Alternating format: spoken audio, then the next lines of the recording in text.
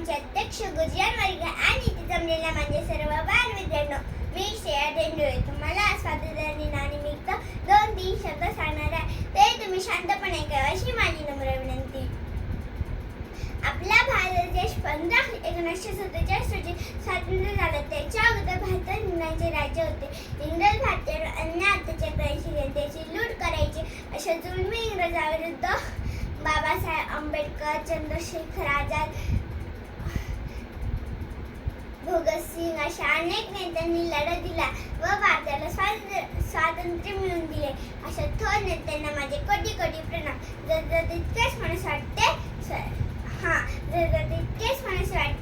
स्वर्ग से सुंदर देश हमारा भारत जिसका नाम धरती अंबर पर्वत नदिया ये जो इसकी शान.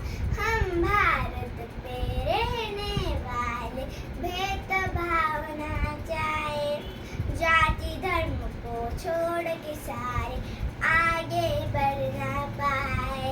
हर मुश्किल को दूर करे हम बोली सी आसान.